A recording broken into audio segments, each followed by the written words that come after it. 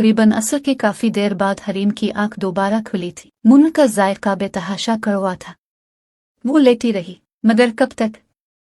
बुखार उतर चुका था, मगर कमर अकड़ कर तख्ता बन गई थी, इसलिए इसने आसपास देखा। कमरा खाली था। वो बेड से नीचे उतरे। हैरत अंगेज तौर पर वॉशरूम के बाहर ड्रेसिंग के पास पड़े सोफे पर वो शायद इसी का लिबास था जो तरतीब से रखा हुआ था।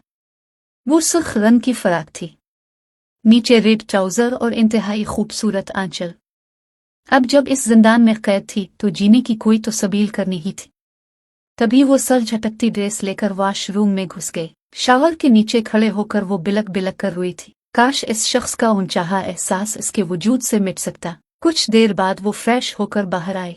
यूं ही सुर्ख आंखें लिए ड्रेसिंग के सामने बैठी और खुद को आईने में देखकर हैरान रह गई। वो अपने बाबा की वो चंचलपन से नहीं रही थी। ये आईने में नजर आने वाली सोगवार सी हरीम तो कोई और ही थी। जब वो यहाँ लाई गई थी, इसके वजूद पर जो नफीस सी ज्वेलरी थी अब वो मौजूद नहीं थी। खासकर वो गोल्ड पेंडेंट जो इमाद ने बड़ी मेहनत से अपनी सेविंग से इसे बनवा कर दिया था, वो भी इसके गले में नहीं था। शायद वो ज्वेलरी इसकी बेहोशी में इससे अलग की गई थी। मीर अपनी नेट, वो अपने हर नुकसान, अपने हर जिया पर फिर जी भर कर रोने लगी। फिर आखिर थक हार कर वो अपने घने सिया बालों को अब बुश करने की कोशिश करने लगी। मगर कुछ ही देर में हलकान हो गई कि यह फर्जा भी सलमा बेगम बड़ी खुश असलूबी से सर अंजाम दिया करती थी। पलकों के कोने फिर से नम होने लगे। दरवाजे पर हल्की सी दस्तक हुई तो इसका दिल उछलकर हल्क में आया, मगर दरवाजे पर इम्तियाज को देखकर उसकी जान में जान आई। वो अंदर इस तक आई थी। माशाअल्लाह बीबी जी बहुत अच्छी लग रही हैं आप। इम्तियाज के लहजे में सादगी थी। वो खामोश ही रही। इम्तियाज ने आगे बढ़कर ड्रेसिंग के कैबिनेट से 2 डब्बे निकालकर उसके सामने रखे। सरदरनी जी, ये आपका उन कपड़ों के साथ का जेवर है, आप पहन लें। खाना तैयार है आपके लिए, वो खा लें। और अगर फिर दिल चाह रहा है तो चली मैं आपको हवेली घुमा देती हूँ। इसका पिछला लान बहुत खूबसूरत है, जहाँ अनाबिया बीबी की पसंद के बहुत सारे परिंदे रखे हुए हैं। इम्तियाज बोलने के साथ साथ उसे इसकी मर्जी जाने बगैर डब्बे खोलकर इसमें से ज्वेलरी पहनाने लगी। उसे ये सब करने का सख्ती से हुक्म होगा। हरीम के लबों पर पिल भर को एक तखीसी नहीं जगमगाए। सुर्ख जूले के ऊपर वो शायद वाइट गोल्ड की नफीस सी जगमगाती ज्वेलरी थी जो उसके सोगवार हसन को आंखें खीरा कर देने वाली दिलकशी अता कर गई थी। इम्तियाज ने इसकी एक कलाई में सुर्ख कांच की चूड़ियां भी पहनाई थी। ये सब करके वो इसका हाथ थामकर उसे इस कमरे से बाहर लेकर निकल पड़े। शाम के 7 बजे इसकी गाड़ी हवेली में दाखिल हुई थी। जमीनों से वो हॉस्पिटल गया था और अब वापस हवेली लौटा था। रफीक ने लपक कर गाड़ी का दरवाज खोला। इसके चेहरे पर गहरी संजीदगी थी। वो चलकर थके से अंदाज में ड्राइववे के करीब खूबसूरत लान में रखी चिप पर ढैसा गया। रफीक, काम हुआ? जी सरदार जी, वो लिफाफा सरदरनी जी के घर पहुंचा दिया है। उनके भाई ने रसीद किया था, वो पढ़कर उन्हें तसल्ली हुई है और उन्होंने बीबी जी की तलाश भी बंद कर दी है। सरदार जी, मुझे माफ कर दें, इस सब में सारा कसूर मेरा है। अगर मैं ही सरदारनी जी को फैजान की बहन समझकर यहाँ न लाता तो ये सब नहीं हुआ होता। ये सब मेरी वजह से हुआ। बहुत बुरा हुआ उनके घर वालों के साथ। मुझे माफ कर दी। मुआफ किया? जाने दो रफीक, शायद मेरी किस्मत में यही लिखा था कि तुम्हारी सरदरनी मुझ तक ऐसे पहुंचे। वो मेरे नसीब में शायद ऐसे ही लिखी थी। वो एक जानिब निगाहें मरकूज किए बोला तो रफीक चौंक गया। वो तो सुबह से ही सरदार के रंग ढंग पूरी तरह बदले हुए देख रहा था। और सरदार जी, वो फैजान, भाड़ में जाए वो। मुझे अब किसी से बदला नहीं लेना। एक मर्तबा बदला लेने की कोशिश कर चुका हूँ। क्या हुआ? खुद अपनी निगाहों में ही गिर गया हूँ। मैंने अपना मामला पूरी तरह अपने अल्लाह के सुपुर्द किया। कायनात की किसी भी चीज़ से बेहतर इंसाफ करने वाला है वो बेहतर इंसाफ करेगा मेरे साथ। बस अल्लाह मेरे वो गुनाह मुआफ़ फरमाए जो मुझसे अनजाने में हुए। उनकी तलाफी हो जाए तो बड़ी बात है। सरदार जायश जहांगीर ने कहा तो रफीक की निगाहों में उसका मकाम मजीद बुलंद हो गया। उधर जायश की निगाहें सामने वाले लान से पिछले लान की तरफ उठी और एक सुर्ख आंचल में उलझ गई। वो एक ट्रांस के आलम में अपनी जगह से उठा और कदम खुद बखुद हवेली के दाएं जानिब से पिछले लान की जानिब उठने लगे। रफीक खामोशी से गेट की जानिब चला गया। इम्तियाज ने असरार करके हरीम को खाना खिलाया और पूरी अंदरूनी हवेली में घुमाया। इसके बाद वो अपने कमरे में आ गई। मगर काफी देर बूढ़ होने के बाद फिर कमरे से बाहर निकल आए।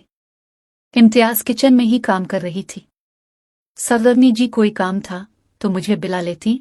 वो अपना हर काम छोड़ छाड़ मिठास भरा लहजा लिए उसकी जानिब मुतवज्जे हुई। मैं बूढ़ हो रही थी। तुमने कहा था कि पिछले लान में चलेंगे तो चलो चलते हैं। हरीम ने कहा तो उसने किचन में मौजूद एक और नौकरानी को जरूरी हिदायत दी और खुद हरीम के साथ बाहर निकल आए। वो काफी देर उसे लेकर बाहर घूमती रही। हरीम ने एक मर्तबा भी वापस अंदर जाने को नहीं बोला तो इम्तियाज भी इसके साथ मौजूद रही। वो अब परिंदों के पिंजरे की जानिब मुतवज्जे थी जब इम्तियाज ने सरदार जायश जहांगीर को इस तरफ आते देखा। वो जिसके चेहरे पर कब से नॉर्मल से तासुरात थे, अब उसकी आहट पाकर चेहरे पर फिर से हवाइयां उड़ने लगी थी। वो करीब आया। हरीम अपनी जगह पर दम साध गई। सलाम सरदार जी। इम्तियाज ने सलाम किया। जायश ने सर हिलाकर जवाब दिया। इम्तियाज, सरदरनी का सामान आया है, अंदर जाकर समेट दो और देखो किसी चीज की कमी बेशी तो नहीं, अगर है तो वो सामान भी फौरन मंगवाओ।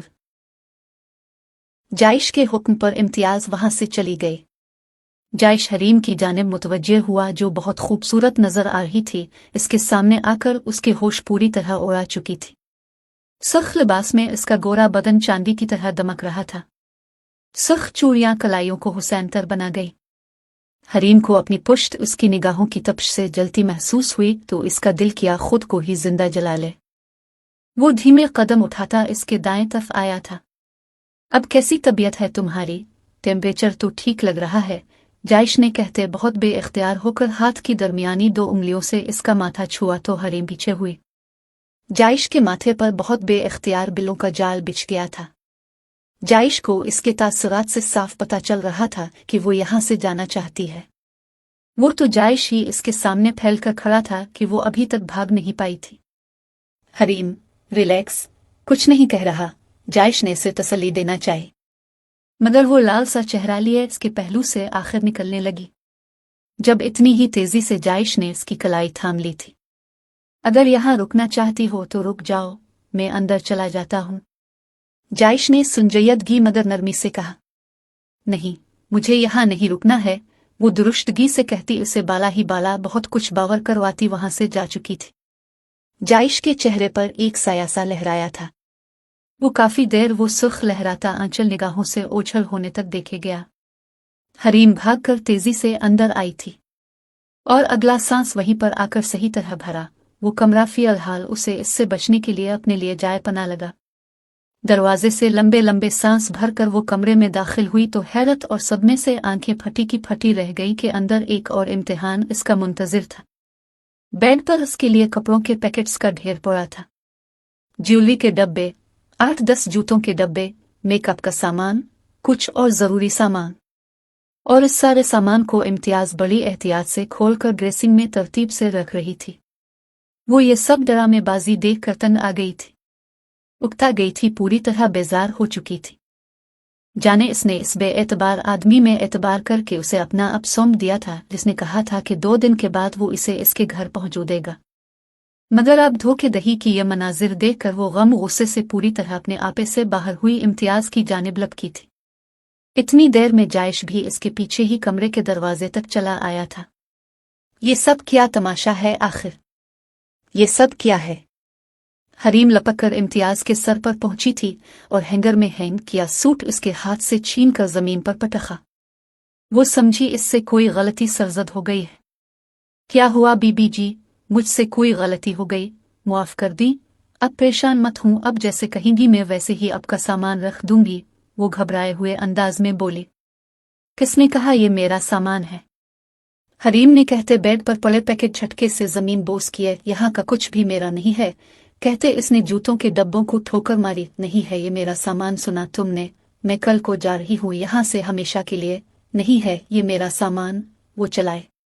इतनी देर में जायश कमरे में दाखिल हो गया और कमर पर हाथ बांधकर संजीदगी और दुख से इसे देखे गया। वो अब ज्वेलरी के बॉक्स को जमीन पर बेदर्दी से फेंक रही थी। इम्तियाज के सामने इस तमाशे की वजह से जायश संजीदगी से उसकी जानिब बढ़ा था। उसे बाजू से खींचकर सामान से पीछे हटाया। वो सुक सुक कर रो दी। हरीम, खुद को संभालो, जायश ने संजीदगी से उसे टोका। छोड़े मुझे, मैं इस पूरे सामान को आग लगा दूंगी। वो शायद अपने हवास में नहीं थी। इसकी गिरफ्त में मछली की तरह फड़फड़ाए। अपना आप छुड़ाकर मेकअप का सामान जमीन बोस कर डाला। अब की बार जायश की भी बर्दाश्त जवाब दे चुकी थी, तभी वो इसकी जानिब लपका। इसके दोनों बाजू थामकर जायश ने इसे अपनी जानिब खींचा। वो इसके कुशादा सीने से अलगी। जायश ने इसकी कमर के गिर्द बाजुओं का सख्ती भरा घेरा तन तरीन किया। तुम्हें शायद मेरी बात समझ नहीं आ रही सरदरनी कि मैं क्या कह रहा हूं तुमसे। जायश के लहजे में वाज़े तंबी थी। सुर्ख संजीदा निगाहों से इसकी आंखों में झांक हरीम इम्तियाज के सामने की गई इस पागल आदमी की इस दर्जा बेबाकी के शानदार मुजाहिरे पर हवासों में लूटी थी, इसलिए दम साध गए। छोड़े मुझे, कमजोर सा लहजा था वो, जैसे शर्म से जमीन में गड़ गई। इसके बाजुओं में कसमसा। इम्तियाज जाओ यहां से, और जाते वक्त दुरुअज़ा लाग कर जाना। जायश के इसी सर्द लहजे में कहने की देर थी। हरीम के 14 तबक रोशन हुए थे। इम्तियाज जो सर झुकाए खड़ी थी, हुक्म की तकमील करती कमरे को लाक लगाकर कमरे से बाहर जा चुकी थी। छोड़े मुझे, हरीम अब भी तैश में उसकी गिरफ्त में मचली। तुम्हें क्या हुआ है हरीम? ये कुछ सामान ही तो है जो तुम्हारी जरूरत का है, इसमें इतना एहतजाज करने की क्या जरूरत थी आखिर? जायश ने अब भी बेतासुर लहजे में पूछा। मुझे कुछ नहीं चाहिए अब से, ये सामान भी नहीं, कुछ भी नहीं। आपने मुझे कहा था कि कल आप मुझे मेरे घर जाने देंगे, और तुम्हारा घर। जायश ने इसकी बात काटी। शादी के बाद लड़की का कौन सा घर होता है हरीम? जायश जहांगीर, अब तुम्हारा घर कौन सा है? तुम किसकी हो? गंभीर लहजे में कहते इसने हरीम के पैरों तले से जमीन खींची। हरीम ने बेयकीनी से उसे देखा, मगर इससे मुतजाद उधर जायश उसकी हालत से बिल्कुल बेखबर उसकी आंखों में डूब जाना चाहता था। कौन सी शादी? कैसी शादी? हरीम ने इसके सीने पर हाथ रखकर उसे खुद से एक कदम दूर धकेला। नहीं मानती मैं इस धोखे की शादी को। इस कागज के टुकड़े की औकात मेरी नजर में एक रद्दी के कागज के टुकड़े जितनी भी नहीं है, समझे आप? वो चीख कर बोली थी, मगर जायश को अपने अल्फाज से सरता पीर तक झुलसा गई थी। इसके दिल और दिमाग को जैसे किसी ने मुट्ठी में जकड़ा था। वो अचानक इसके करीब आया था, इसे अपनी शिद्दत भरी गिरफ्त में लेकर कमर के गिर्द फिर से बाजू हमाइल किए। हरीम ने खौफ के मारे आंखें बंद कर लेके एक मर्तबा फिर वो इसकी वहशत और शिद्दत भरी गिरफ्त में फंस चुकी थी।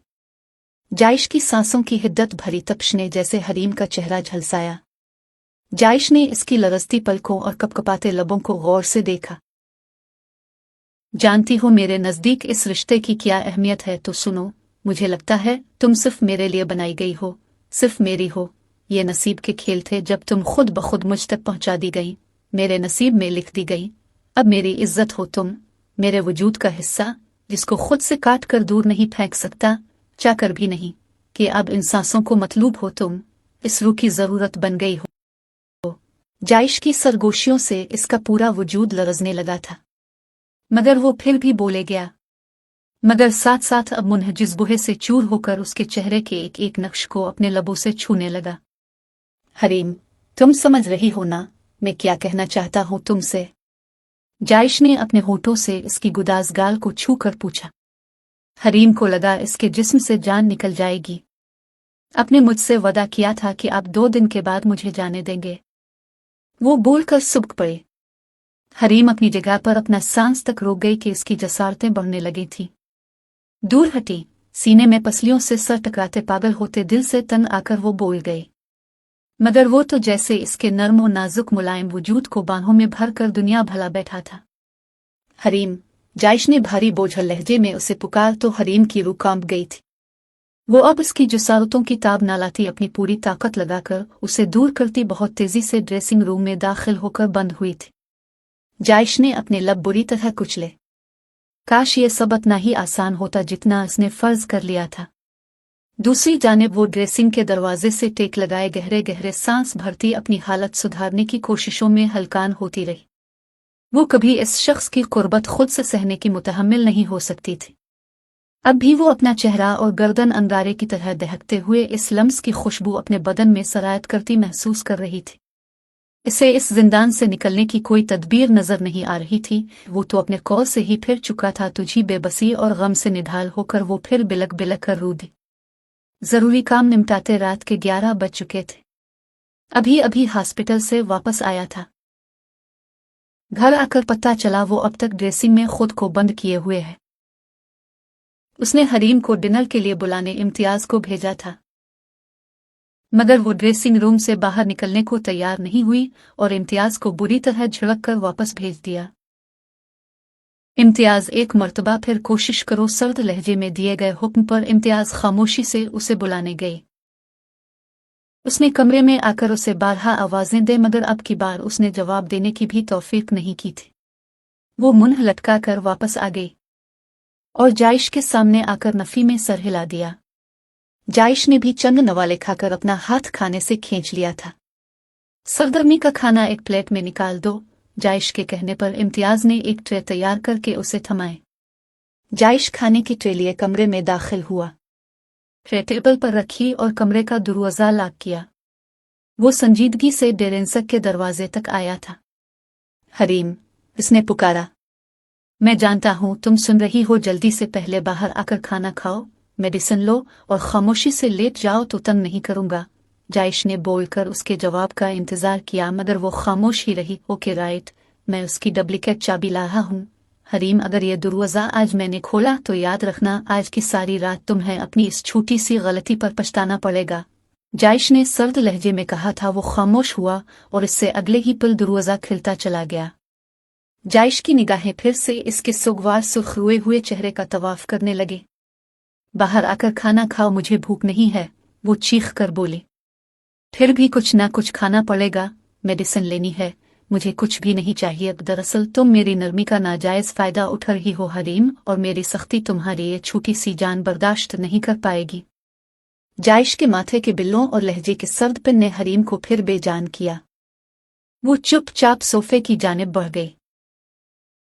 जायश बेड पर बैठकर बज़ाहिर मोबाइल में मसरूफ हो गया। हरीम चंद नवाले ही हल्क से नीचे उतार पाई थी। खाना खाकर उसने उठकर मेडिसिन ली। वो ना देखकर भी उसकी एक एक हरकत पर नजर रखे हुए था। मेडिसिन लेकर उसने बेड से कंबल उठाया और जाकर सोफे पर लेट गई।